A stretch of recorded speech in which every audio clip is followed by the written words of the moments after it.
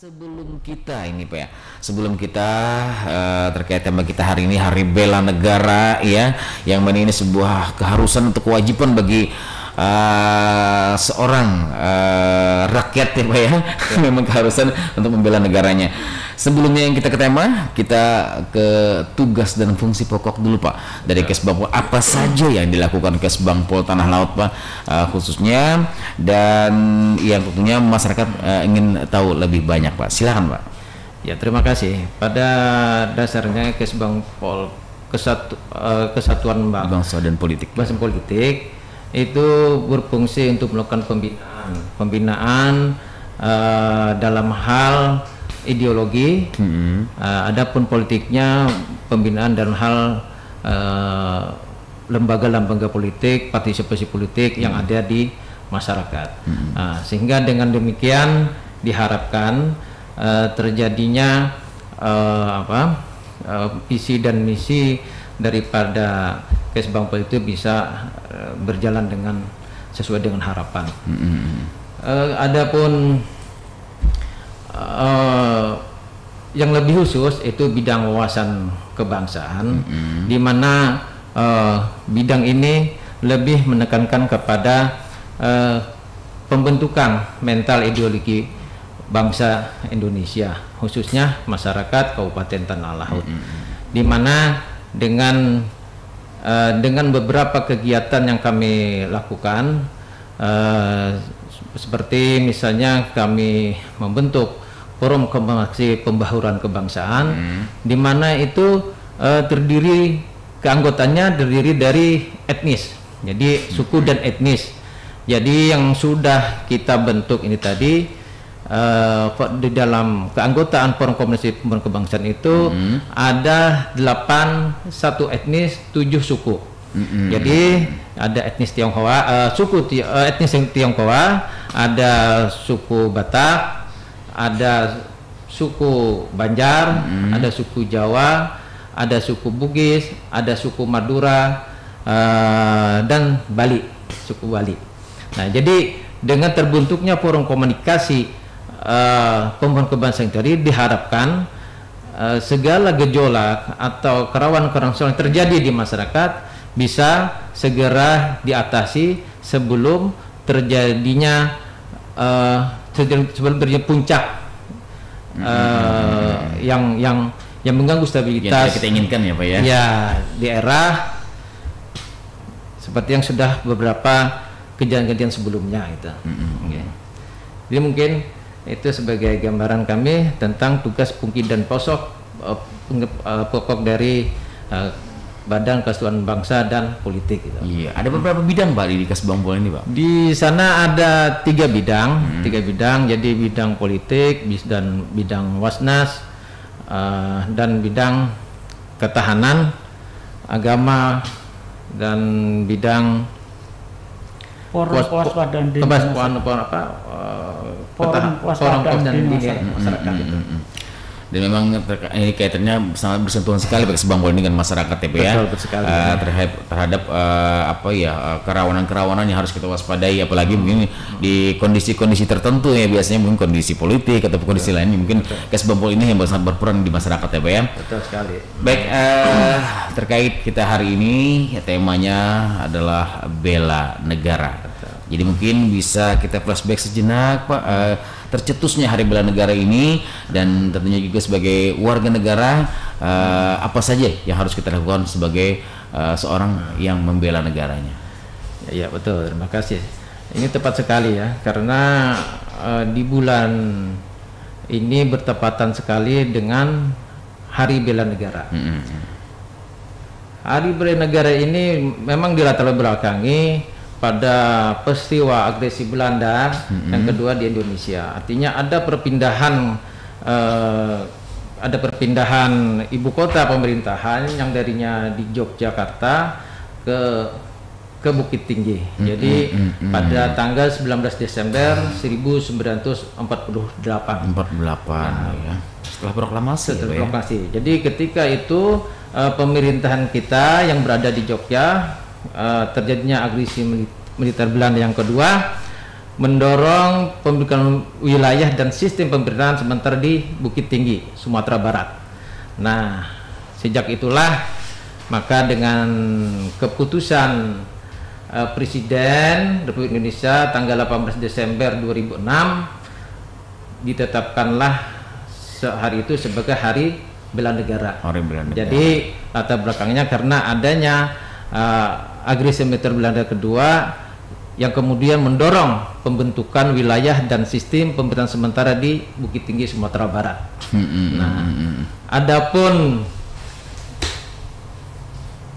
dasar daripada bela negara ini itu pasal 27 dan pasal 30 Undang-Undang Dasar Negara Republik Indonesia tahun 1945 yang mengatur hak dan kewajiban negara dalam pembelaan negara dan sistem pemerintahan negara. Nah, jadi ini menjadikan ini merupakan undang-undang, jadi merupakan hal dasar yang harus kita lakukan sebagai warga negara Indonesia. Adapun nilai dasar bela negara itu pertama itu cinta tanah air, sadar berbangsa dan bernegara, setiap pada Pancasila sebagai ideologi negara, rela berkorban untuk bangsa dan negara, dan kemampuan awal bela negara. Jadi 5 nilai dasar inilah yang menjadi komitmen kita dalam hal bela negara ini tadi. Jadi merupakan sesuatu yang harus dilakukan oleh setiap warga negara Indonesia. Seperti apa, bagaimana yang harus ia lakukan terhadap negeri ini. Mungkin itu, Pak. Iya, dan memang ya mungkin kalau tidak salah Pak, agresi militer ini yang berkaitan dengan penangkapan presiden, betul sekali. Presiden dan wakil presiden ya. Iya betul sekali ya. Yang jadi mungkin ada pengganti kekuasaan PDRI kalau tidak salah Pak ya. Betul, PDRI. Itu yang mungkin menjadikan tercetusnya Hari Bela Negara. Oke, selamat pagi dulu atas kedatangannya Pak Otomas Haji Hamdan. Sehat ya Pak ya? Alhamdulillah sehat ya. Dan beliau adalah anggota FKPK. Baik, negara Pendengar FM, bagi Anda bagi Anda yang ingin bergabung bersama kami di 811501234, silakan saja untuk bergabung bersama kami karena hari ini dari Kesbang Pol Tanah Laut dan juga dari FKDM dan juga FKPK ya. Baik, mungkin setelah kita mendengar ya flashback dari tercetusnya bela negara, Hari Bela Negara ini terjadinya karena agresi militer tadi ya. Sehingga tercetusnya pada tahun 1948 ya Pak. 19 Desember tepatnya Pak ya. Betul. Iya, dan kita udah beberapa hari lewat nih Pak ya. Hari 22 Desember. Ya. Memang tadinya setiap tahun kita akan melaksanakan upacara sebenarnya. Cuman karena ada wabah Covid ini, maka sudah 2 tahun terakhir ini saya virtual ya Pak? Iya, ditiadakan. Tapi untuk tahun ini belum ditiadakan sama sekali. Walaupun tidak ada kegiatan gitu. Iya. Jadi mungkin biasanya ada kegiatan-kegiatan malah dalam rangka tercipta Hari Bela Negara ini dari Kesbangpol yang mungkin yang langsung terjun ke masyarakat, ada kegiatan-kegiatan lomba atau segala macam ya. Karena diadakan. Baik, rekan dengar Pendengar FM, kita beralih kepada Bapak Kapten Purnawirawan Suparno ya. Beliau ada Sekretaris FKDM Kabupaten Tanah Laut. Mungkin bisa dijelaskan Pak, FKDM itu apa Pak? Apa yang Bapak tangani atau Bapak yang Bapak wewenang dari FKDM itu yang tentunya yang harus diketahui oleh masyarakat. Silakan Pak. Izin, untuk FKDM itu sendiri kepanjangan dari Forum Kewaspadaan Dini Masyarakat. Kewaspadaan Dini Masyarakat. Kemudian tugas mereka adalah sebagai mata dan telinga pemerintah daerah Kabupaten Tanah Laut. Oh, intelijen ya? Intelijen. Kebetulan saat ini yang di kabupaten itu sendiri ada 5 yang diketuai oleh Bapak Ivansa, kemudian saya sendiri sekretarisnya. Kemudian tugas-tugas FKDM itu sendiri adalah melaksanakan pendeteksian dini terhadap lingkungannya. Salah satu contoh, mereka harus mengerti apa yang harus dilakukan di desanya. Mungkin di situ juga kami sudah lengkapi dengan ilmu-ilmu yang berkaitan berkaitan dengan deteksi dini cegah dini. Artinya apa? Kalau deteksi dini di situ ada yang namanya 3D. 3D-nya adalah apa itu, Pak? Mereka akan bekerja di sana itu berdasarkan 3D. Dekati, dengarkan, dapatkan informasi tadi. Nah, kemudian juga dilengkapi dengan L3. L3 itu adalah lokalisir supaya permasalahan tidak mengembang, lakukan suatu dan laporkan. Itu kira-kira tugas dan fungsi mereka. Kita bekali dengan dasar-dasar ilmu intelijen juga tentang kegiatan yang ada di sana. Jadi mereka juga setiap saat akan melaporkan ke Kesbangpol. Di sana sudah ada online-nya kalau melaporkan. Jadi kejadian-kejadian yang ada di wilayah Tanah Laut mulai dari desa sampai kecamatan itu semua sudah akan masuk di Kesbangpol. Itu berkaitan dengan tugas-tugas FKDM. Jadi sangat bersinergi sekali dengan Kesbangpol sendiri, Pak ya. Dan Kesbangpol sendiri mungkin perlu banget dengan FKDM ini, Pak. Mungkin menyangkut data, Pak ya. Makanya kami mengajak beliau-beliau ini untuk berhati di sini. Karena mereka ini merupakan produk karya kami gitu. Jadi produk dari Kesbangpol, FKDM dan Forum Komunikasi Pembaruan Kebangsaan. Ini tadi untuk berfungsi sebagai mitra kami dalam menangkal kerawanan sosial, kerawanan akibat kegiatan politik yang kita lakukan di masyarakat gitu. Dan mungkin apa yang sudah dilakukan FKDM, Pak, selama ini, Pak, dalam rangka bela negara ini, Pak? Untuk FKDM sendiri mungkin beda dengan bela negara ya. Kalau FKDM ini berfungsi pengawasan mata dan telinga, sehingga mereka saat ini tugasnya pendeteksian dini dan cegah dini. Tadi apa yang saya sampaikan. Kemudian berkaitan dengan bela negara itu sendiri memang sangat luas sebenarnya.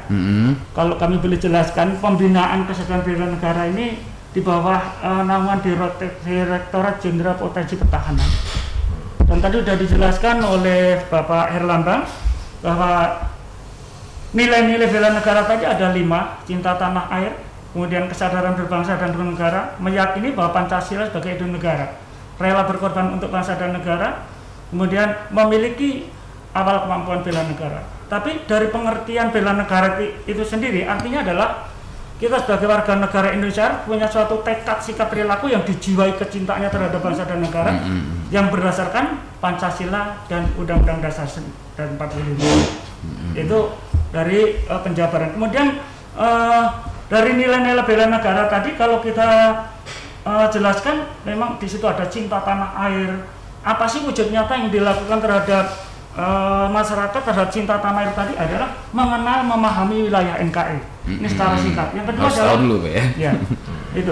Kemudian yang kedua menjaga tanah dan pekarangan serta seluruh wilayah Indonesia, melestarikan dan mencintai lingkungan hidup. Nah, ini sangat penting sekali. Wujud nyata apa yang dilakukan oleh masyarakat melestarikan dan mencintai lingkungan hidup tadi?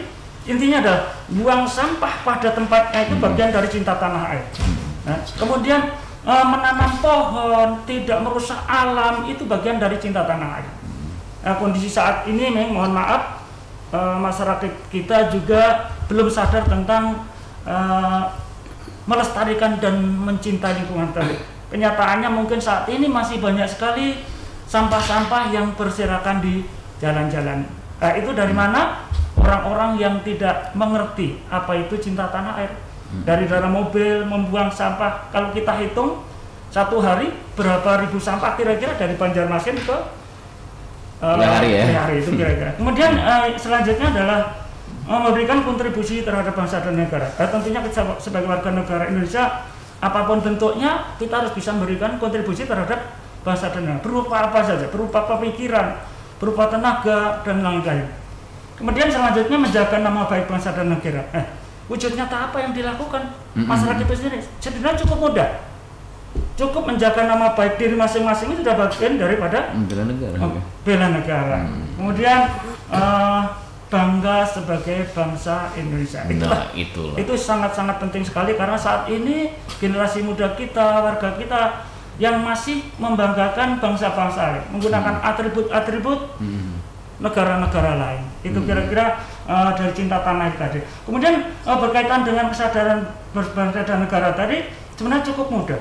Menjaga kerukunan antar warga, mulai dari perorangan sampai kelompok itu udah bagian dari kesadaran berbangsa dan negara. Mungkin mencintai budaya bangsa itu bagian dari kesadaran berbangsa dan kemudian mengakui bendera merah putih sebagai warga negara, sebagai lambang negara Indonesia itu bagian dari kesadaran bela negara. Kemudian menjalankan hak dan kewajiban sesuai dengan peraturan perundangan. Itu juga salah satu contoh mungkin seorang pengendara motor. Apa sih syarat-syaratnya harusnya? Menggunakan helm, syarat-syaratnya seperti apa? Kalau kita belok kanan, sennya ke kanan, bagaimana, apa mereka sudah punya SIM atau tidak, surat-suratnya lengkap atau tidak, dan sebagainya, dan taat hukum dan sebagainya. Itu kira-kira. Kemudian berkaitan mengutamakan kepentingan bangsa di atas kepentingan pribadi atau golongan. Itu sangat penting sekali. Itu dari kesadaran berbangsa. Kemudian yang selanjutnya, yakin bahwa Pancasila sebagai Indonesia. Kita harus yakin bahwa Pancasila itu sebagai Indonegara kita. Indonegara kita adalah Pancasila, bukan komunis. Komunis ateis. Ateis tidak percaya adanya Tuhan. Sesuai TAP MPR nomor 255 tahun 66 dilarang karena bertentangan dengan Pancasila. Itu. Kemudian berkaitan dengan melaksanakan nilai-nilai Pancasila dalam kehidupan sehari. Itu sudah jelas. Dalam wawasan kebangsaan itu artinya apa? Wawasan Pancasila, cara pandang bangsa Indonesia terhadap jati diri bangsa Indonesia. Jati diri bangsa Indonesia itu apa? Ada yang namanya 4 pilar. 4 pilar apa? Pancasila, UUD 45, Bhinneka Tunggal Ika, dan NKRI. Itu kira-kira. Mungkin sepintas. Kemudian menjadikan Pancasila sebagai pemersatu bangsa sudah jelas. Apa yang kita ketahui tentang Pancasila? Ya ada sebagai ideologi, sebagai falsafah, sebagai dasar, sebagai pemersatu, sebagai pedoman hidup bangsa dan negara. Itu. Kemudian selanjutnya di sini yakin kebenaran Pancasila sebagai falsafah, sebagai dasar. Itu. Kemudian masih ada sedikit lagi berkaitan dengan rela berkorban untuk bangsa dan negara. Bersedia mengorbankan waktu, tenaga, pikiran untuk kemajuan bangsa dan negara. Kita sebagai warga negara, kita harus siap mengorbankan itu. Jangan-jangan mungkin waktu, tenaga, bahkan kalau memang perlu nyawa pun kita akan relakan untuk bangsa dan negara. Kemudian selanjutnya siap membela bangsa dan negara dari berbagai ancaman. Saat ini ancaman apa yang terjadi di negara kita itu sangat luas. Yang pertama adalah potensi geografi, demografi, dan kondisi sosial. Jelas terhadap ancaman terhadap geografi itu sudah jelas. Itu ada bencana, ada kerusakan alam, ada perbatasan yang sudah mungkin geser-geser dan sebagainya. Kemudian kerusakan alam akibat tangan manusia, kerusakan alam akibat tambang dan sebagainya. Itu berkaitan dengan ancaman terhadap geografi. Jelas. Kemudian ancaman terhadap demografi sudah jelas. Kepadatan penduduk itu bagian dari ancaman demografi. Ingat bahwa negara kita ini sudah urutan 4 dunia setelah India.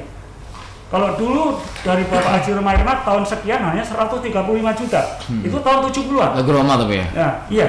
Itu ada itu lagunya Roma. Sekarang sudah sekitar 250 jutaan, kira-kira seperti itu. Kemudian selanjutnya itu ancaman terhadap demografi tadi, kenakalan remaja, kemudian kebodohan, pengangguran itu bagian dari ancaman, narkoba dan sebagainya itu. Bahkan saat ini kalau kita lihat di lapangan itu anak-anak itu kita perlu waspadai. Yang di jalan-jalan sawah itu kalau dia ngumpul-ngumpul, dia di situ ada botol-botol aqua, ada botol minum-minuman campuran, itu jelas mereka ancaman terhadap generasi muda terus. Kemudian berkaitan dengan kondisi sosial. Kondisi sosial sudah jelas ancaman terhadap kondisi sosial. Kondisi sosial apa? Ipolexosbud hantam. Ideologi sudah jelas. Saat ini kalau kita tidak waspada, kita tidak pertahankan, termasuk TAP MPR nomor 266 Pancasila akan tergeser. Itu berkaitan dengan ancaman terhadap ideologi. Ya, sudah jelas kondisi-kondisi mendekati daripada 30 September pasti ada. Mereka memunculkan api, Nah, bahkan komunis itu saat ini bukan apa ya? Bukan api dalam sekam lagi, bahkan sekarang sudah kemungkinan sudah bukan rahasia lagi. Saya kira-kira seperti itu. Sudah mulai nampak. Iya, sudah nampak, bukan rahasia. Kalau dulu adalah mungkin secara diam lewat bawah tanah atau bahaya laten lah bahasanya. Tapi sekarang bukan bahaya laten lagi. Sekarang belak-belakan itu bahasa ideologi. Kemudian politik, kita harus waspada sebagai warga negara. Janganlah mungkin ikutikan politik ini. Kondisi saat ini sangat rawan mendekati politik. Jangan sampai kita sebagai warga negara Indonesia diadu domba sesama anak bangsa tadi. Ya, kemudian ideologi, politik, ekonomi. Kondisi ekonomi kita mungkin kita sudah tahu bersama karena kondisi pandemi tentunya saat ini juga rawan ya, ancaman juga. Kalau kita tidak waspada, kita seenaknya kemungkinan kita juga akan terjerumus pada hal-hal yang nggak baik. Kemudian budaya itu juga ancaman juga kondisi, karena saat ini anak-anak kita sudah mungkin budaya-budaya asing itu sudah masuk. Bahkan dari dering-dering lagu pun sudah lagu-lagu asing itu kira-kira gitu.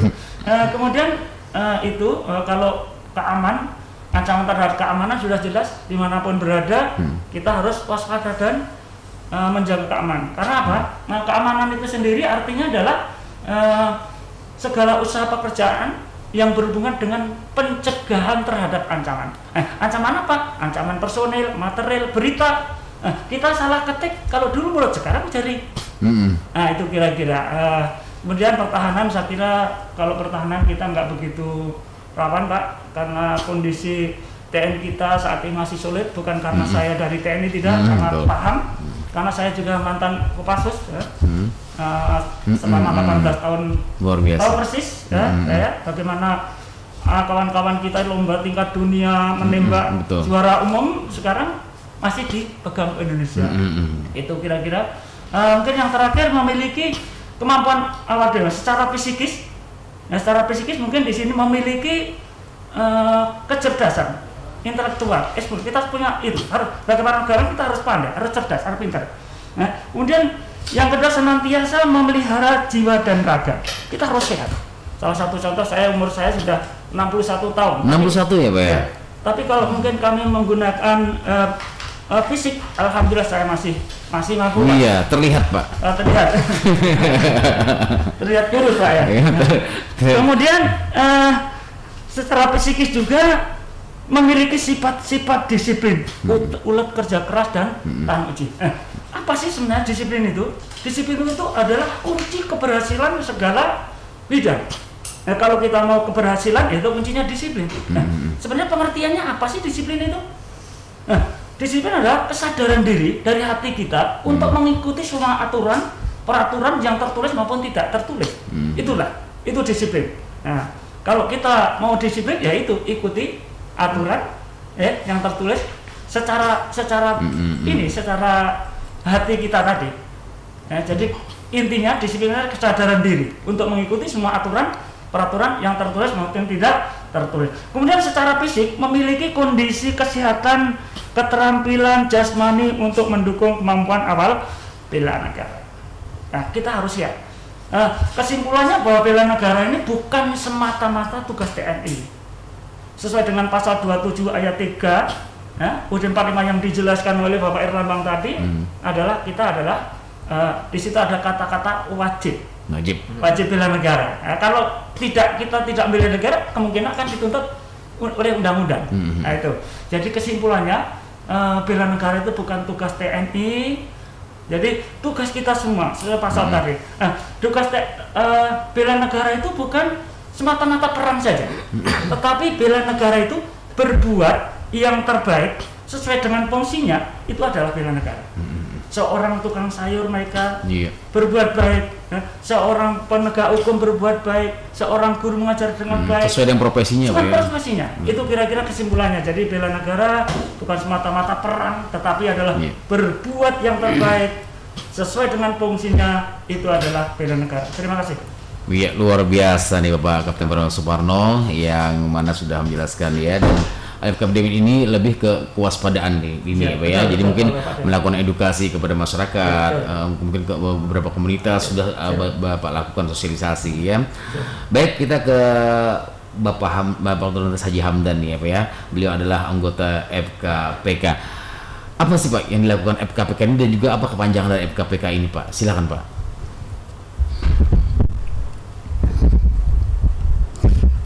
Assalamualaikum warahmatullahi wabarakatuh. Waalaikumsalam warahmatullahi wabarakatuh. Salam sejahtera untuk kita semua.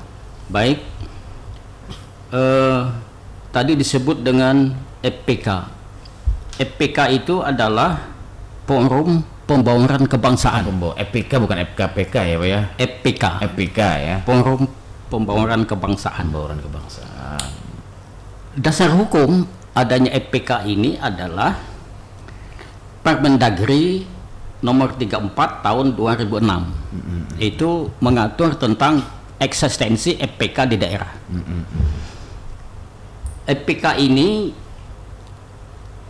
adalah wadah sarana untuk berinteraksi dan berkomunikasi antar suku yang ada di daerah. Nah, oleh karena itu kita harus mampu menghayati apa sih suku itu. Suku itu adalah sebangsa untuk kemaslahatan umat. Disingkat dengan suku. Itu menurut saya. Betul Pak. Atau bisa juga disebut suku itu seirama untuk kesatuan umat. Ini kepanjangan yang saya buat, bukan dari literatur yang resmi. Iya betul. Oh, iya. Luar biasa. Tapi betul Pak, luar biasa Pak. Dan keberadaan kami di FPK ini adalah sebagai pengganti antar waktu yang mewakili dari suku Banjar. Adapun suku-suku yang tergabung atau etnis yang tergabung di dalam FPK sementara ini di Tanah Laut ada 8 suku Banjar, suku Jawa, suku Bugis, suku Madura, suku Dayak, suku Batak, suku Tionghoa, dan suku Bali. Sementara suku Sunda mungkin nanti di awal Januari akan diperbaharui. Untuk suku Sunda mungkin akan dimasukkan. Nah, karena dalam rapat koordinasi kemarin suku Sunda belum termasuk, dan kebetulan suku Sunda ini di Tanah Laut juga cukup banyak jumlahnya.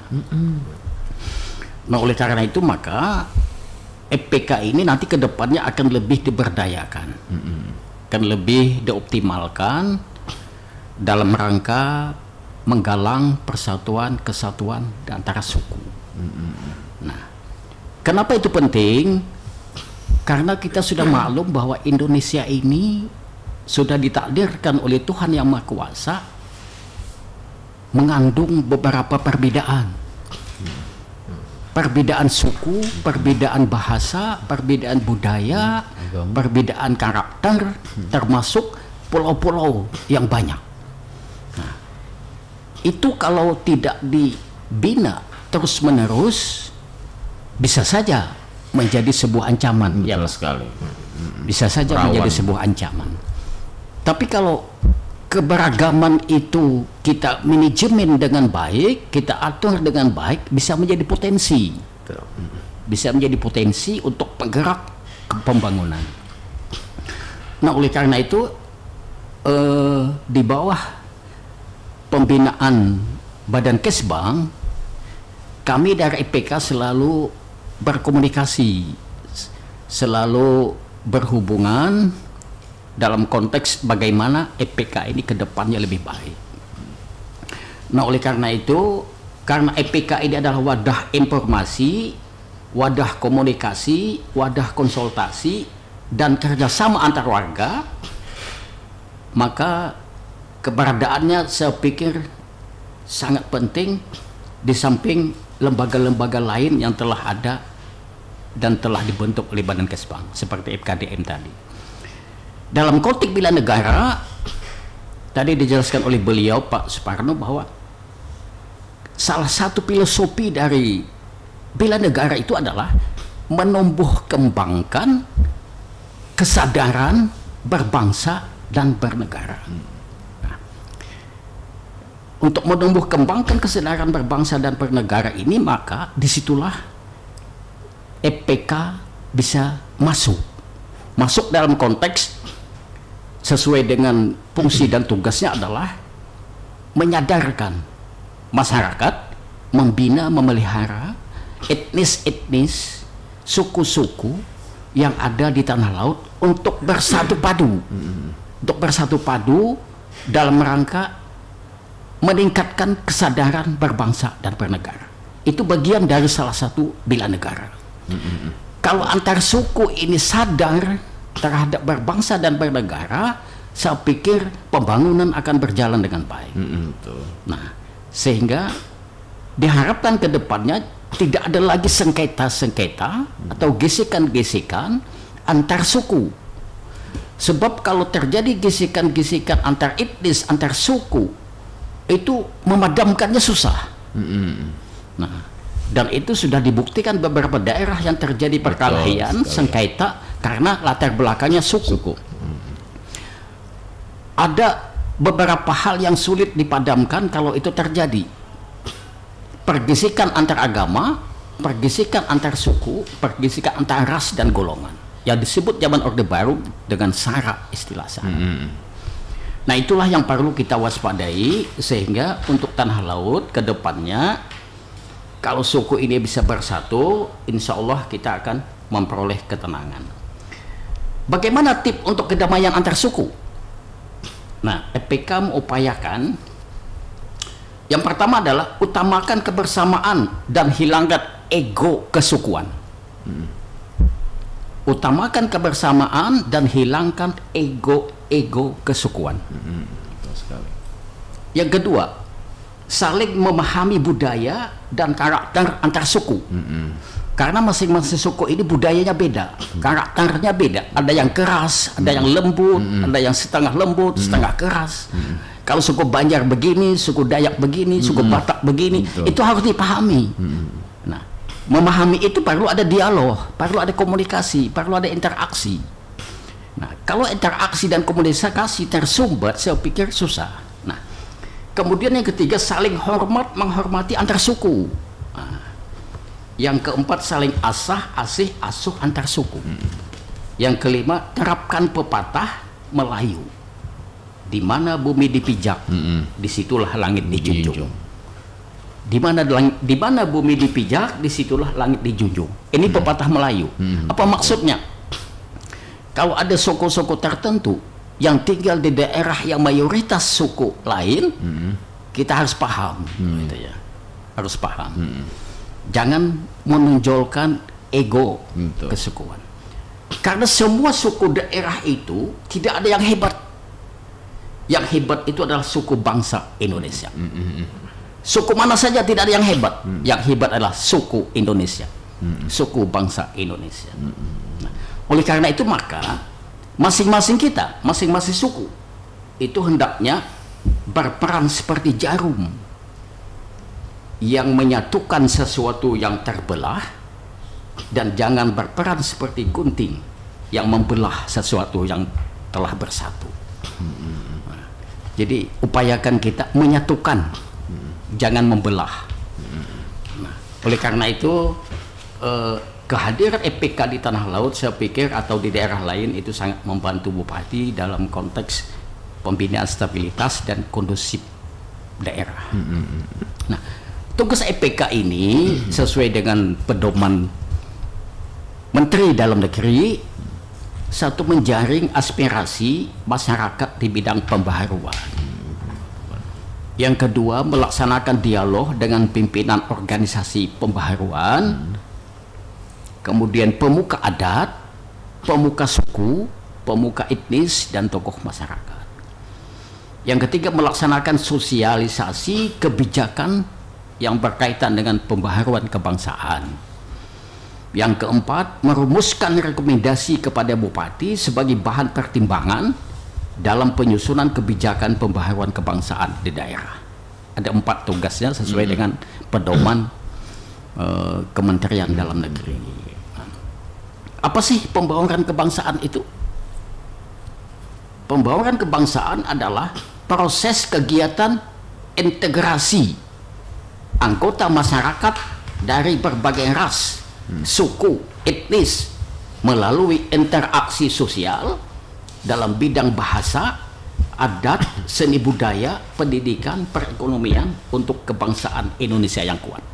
Itu arti pembaharuan. Kalau forum adalah wadahnya. Nah, oleh karena itu adanya perbedaan suku, etnis, dan budaya bukanlah kendala untuk bersatu. Justru dengan adanya perbedaan suku, etnis menjadi lem perekat persatuan anak bangsa. Andai kata Indonesia adalah sebuah taman, maka perbedaan suku adalah seperti jenis-jenis bunga yang warna-warni sebagai penghias taman, sehingga menjadi indah untuk dipandang. Kalau kita lihat dalil, karena kita beragama Islam, saya beragama Islam, maka saya akan menyampaikan dalil yang tertulis dalam Al-Quran. Sesungguhnya aku ciptakan kamu berpasang-pasangan, laki-laki dan perempuan, bersuku-suku, berbangsa-bangsa.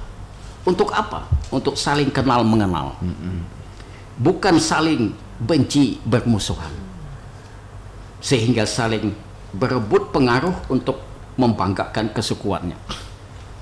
Mari kita senantiasa menata hati masing-masing, sehingga pikiran dan perilaku kita memancarkan cahaya kedamaian. Artinya adanya suku itu bukan untuk kita berpecah belah, tetapi adanya suku adalah untuk kita saling interaksi, untuk saling kenal mengenal. Karena itu manfaatkan dan gunakan masing-masing suku ini sebagai potensi untuk penggerak pembangunan.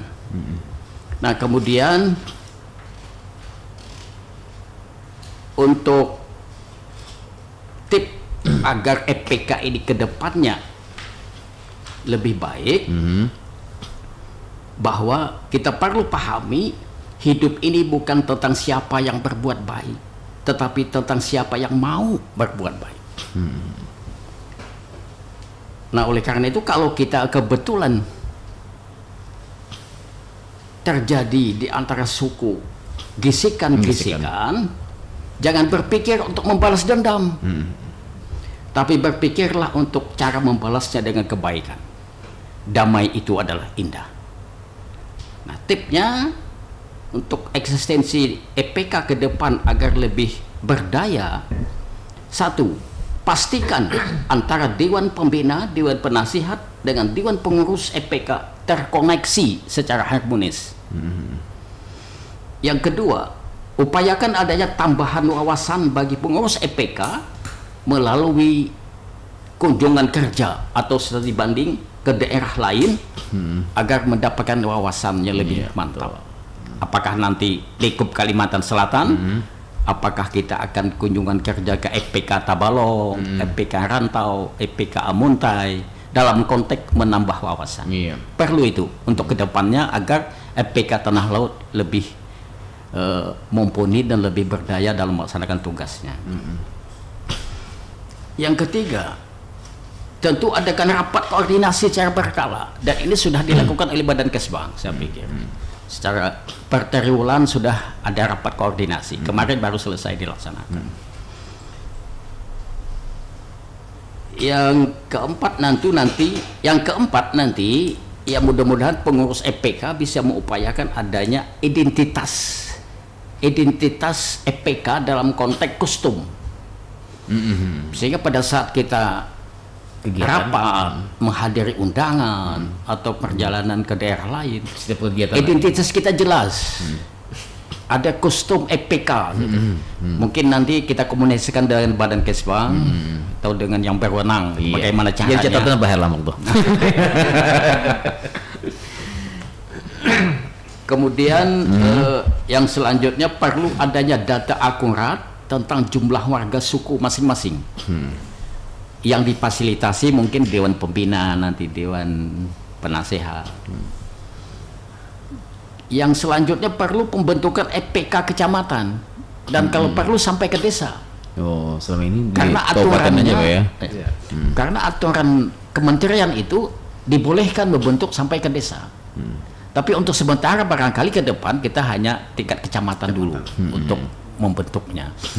Dan kemarin diinformasikan Badan Kesbang barangkali sudah merencanakan untuk kerjasama dengan EPK Kabupaten dalam rangka membentuk EPK atau daerah multi etnis yang ada di tanah laut ini, sehingga EPK kecamatan itu sebagai partner kerja kita yang lebih dekat dengan lingkungan masyarakat. Karena itu penting sekali. Jadi cepat tanggap gitu ya, kalau ada perwakilan di kecamatan. Kemudian perlu diusahakan adanya tempat, ruangan, kantor untuk berkumpul bagi pengurus EPK. Stariat ya. Nah, apa nanti ada ruangan tertentu yang difasilitasi oleh Dewan Pembina dan lain sebagainya. Nah, terakhir ingin saya sampaikan sebuah pantun. Mobil Avanza membawa coklat. Cakep. Coklatnya dijual di pasar Sabtu. Negara Indonesia menjadi kuat bila semua suku bersatu. Betul sekali Pak, luar biasa. Terima kasih. Wassalamualaikum warahmatullahi wabarakatuh. Waalaikumsalam. Luar biasa lengkap sekali Bapak Hamdani ya mengenai tugas dan fungsi dari EPK. Juga memang ini sangat penting sekali ya dalam rangka mungkin EPK ini sebagai jembatan Pak ya. Jembatan wadah bagi para suku bangsa kita, bangsa yang ada di sini. Dan mungkin terima kasih Pak Hamdan sudah luar biasa penjelasan panjang lebar, Pak Suparno juga, dan mungkin Pak di Tanah Laut sendiri dalam rangka Pak seperti yang kata Bapak Suparno dan juga Pak Haji Hamdan tadi, dalam rangka mempererat persatuan suku yang sudah ada di Tanah Laut ini, ataupun juga memberikan edukasi kepada masyarakat maupun komunitas maupun kepemudaan, apa yang sudah dilakukan Kesbangpol Pak dalam rangka ini Pak? Jadi kita ada beberapa kegiatan Pak ya, ada beberapa di bidang bina ideologi ini, di mana kita peserta sosialisasi kegiatan itu diantaranya adalah dari LSM, dari Karang Taruna, dari tokoh-tokoh masyarakat, sehingga mereka mengenal betul tentang cinta kepada tanah air ini tadi. Adapun yang berhubungan dengan kegiatan forum komunikasi pembangunan kebangsaan tadi yang disitukan kepada etnis itu tadi, kita sudah membentuk namanya desa multi etnis Pak. Desa multi etnis. Jadi di sana kita ada sebuah desa yang kita bina. Desa asuh yang kita bina, di mana itu ada beberapa etnis, Jawa, Sunda, Madura dan sebagainya. Nah, mereka di situ melakukan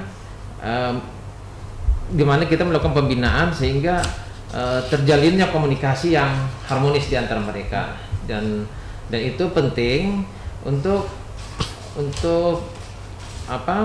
supaya tidak terjadinya konflik-konflik sosial yang akan terjadi gitu. Jadi bentuk yang sudah kita adalah membentuk desa multi etnis namanya itu Pak. Jadi ada beberapa desa sudah di Batu Ampar ya. Batu Ampar. Nah itu ada sudah beberapa desa yang sudah kita lakukan pembinaan gitu loh. Cuma karena sifatnya baru saja, jadi kita belum maksimal. Mungkin di tahun depan sambil berjalan kita akan lebih intensif lagi untuk melakukan pembinaan dengan model-model yang lain gitu Pak.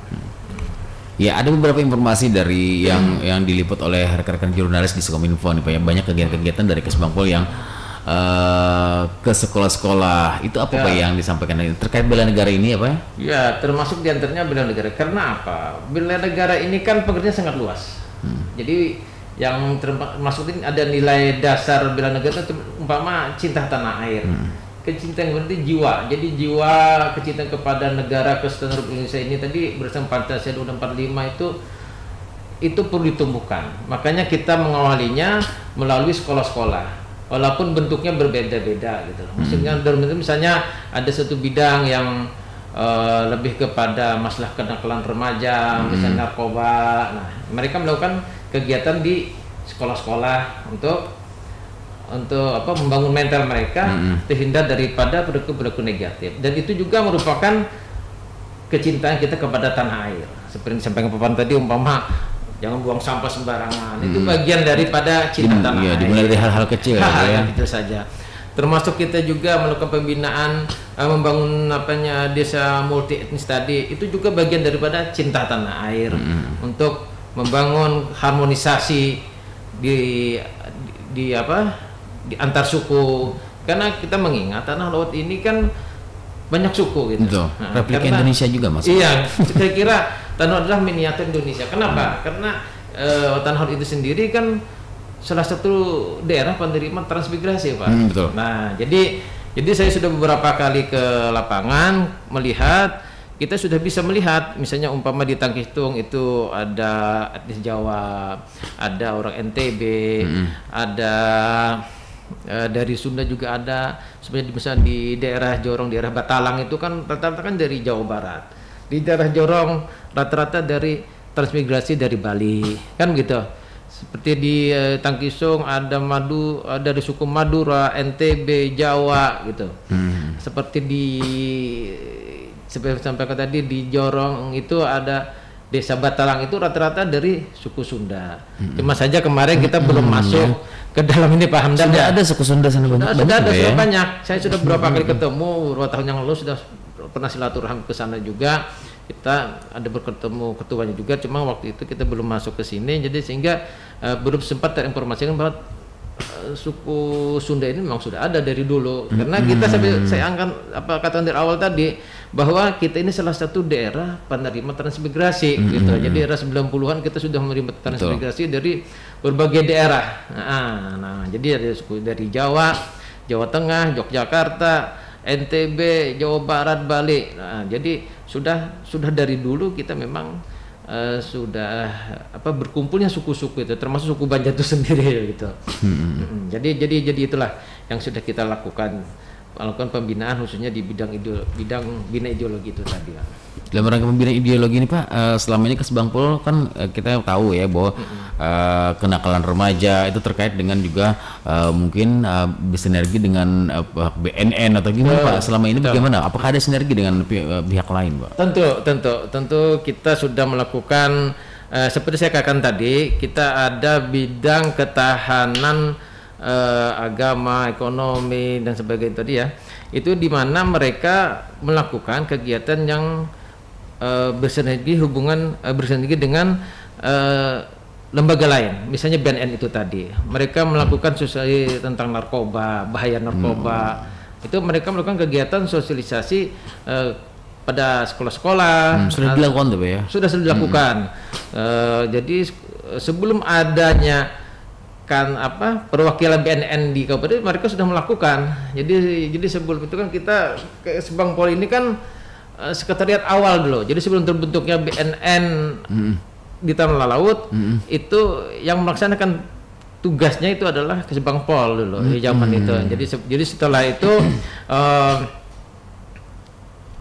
lembaga itu hadir, maka secara teknis adalah BNN yang melakukan kegiatan. Namun secara konseptual tetap dilakukan oleh Kesbangpol gitu loh. Jadi ada kegiatan-kegiatan yang memang salah satu bidang di Kesbangpol yang melakukan sosialisasi tentang pencegahan dan bahayanya narkoba itu tadi. Dan mereka pun bekerjasama dengan BNN Kabupaten Tanah Laut gitu. Nah, adapun bidang yang lain, karena menurut kami pribadi bahwa Kesbangpol ini memang satu instansi yang luar biasa. Tidak ada satupun lembaga dinas atau instansi yang bisa berhubungan dengan instansi vertikal. Jadi Kesbangpol ini sangat lengkap Pak. Jadi ada intelijennya juga masuk situ, ada intelijen ini kan ada intelijen kejaksaan, ada intelijen kepolisian, ada intelijen TNI, juga ada badan intelijen negara juga terlibat di situ, benar berkantor tempat kami gitu, sehingga membuat Badan Kesbangpol memang sebenarnya sebuah lembaga atau dinas yang instansi yang luar biasa sebenarnya lah. Jadi bukan sebuah lembaga yang tidak yang biasa lah gitu. Jadi kan luar biasa sebenarnya. Saya kira luar biasa ini. Karena seperti yang Pak Pano sampaikan tadi, kita punya FKDM, kita punya Forum Komunikasi Perhubungan Bangsa. Dan ini kan luar biasa, Pak. Itu sekali, ini sangat diperlukan. Sangat diperlukan. Jadi ini mata telinganya pemerintah bupati kan adanya di Kesbangpol gitu loh. Terus lagi gejolak sosial. Pertama-tama kalau terjadi gejolak sosial pasti adalah Kesbangpol.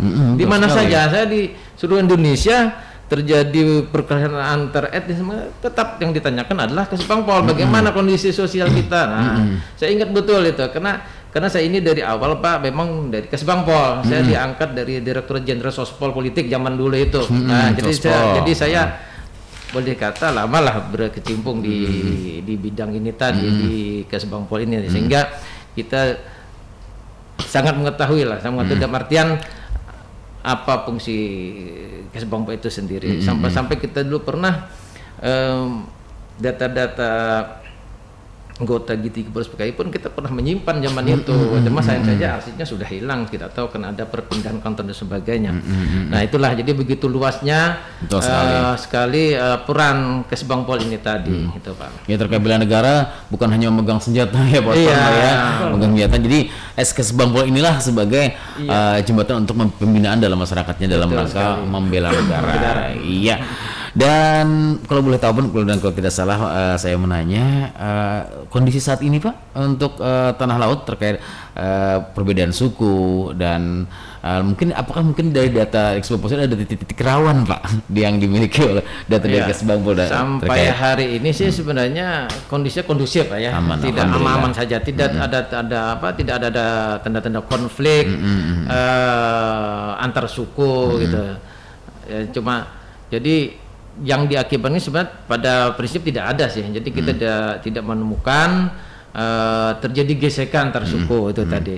Itulah mungkin saya boleh dikatakan keberhasilan daripada Forum Komunikasi Perhubungan Bangsa ya sebenarnya. Jadi Forum Komunikasi Bangsa itu salah satu bentuk keberhasilannya itu tadi, tidak adanya gesekan antar suku.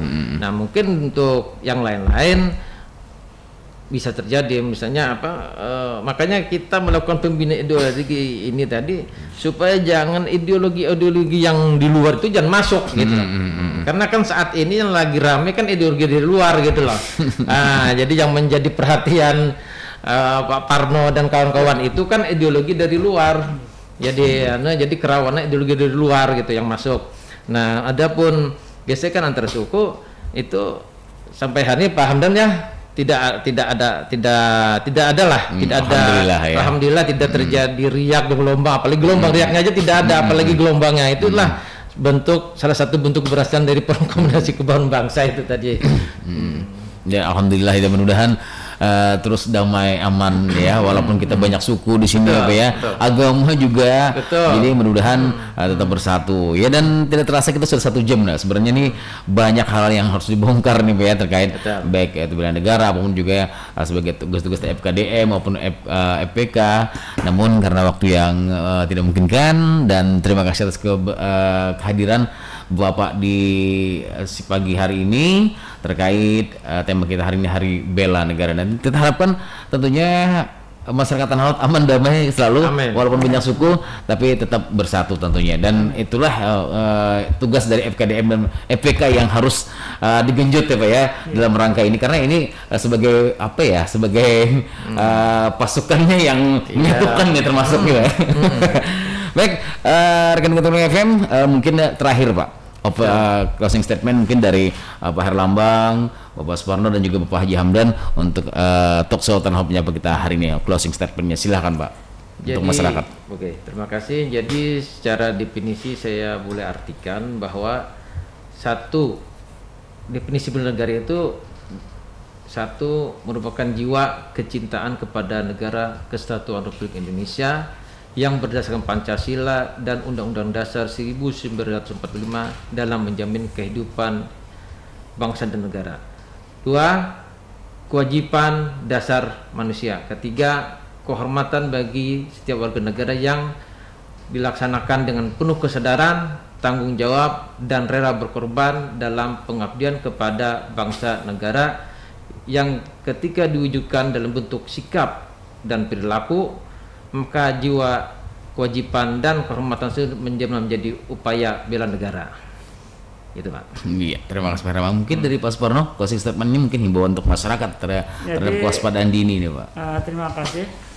Kami menghimbau pada masyarakat, mari kita sama-sama melaksanakan amanat UUD 1945, yaitu pasal 27 ayat 3 tentang bela negara. Mari kita sama-sama masing-masing punya suatu tekad, sikap, perilaku yang dijiwai kecintaannya terhadap bangsa dan negara yang berdasarkan Pancasila dan Undang-Undang Dasar 1945. Kemudian dalam kehidupan sehari mari kita sama-sama mengikuti daripada nilai-nilai bela negara tadi antaranya adalah cinta tanah air, kemudian kesadaran berbangsa dan bernegara, yakin bahwa Pancasila sebagai ideologi negara kita, rela berkorban untuk bangsa negara, dan memiliki kemampuan awal bela. Mungkin itu berkaitan bela negara. Kemudian saya tujukan pada para anggota FKDN, mari kita tetap laksanakan tugas dengan baik sesuai dengan fungsinya.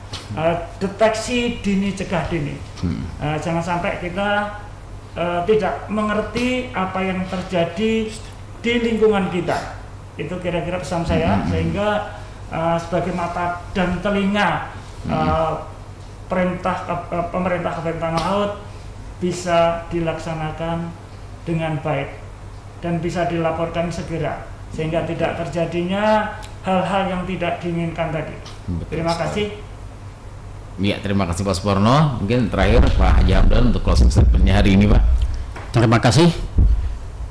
Pada kesempatan statement closing ini ada beberapa hal yang ingin kami sampaikan.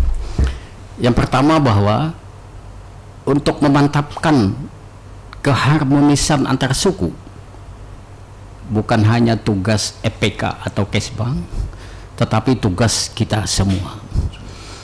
Yang kedua, keberadaan EPK di Kabupaten Tanah Laut hanya untuk kewaspadaan dan mengantisipasi.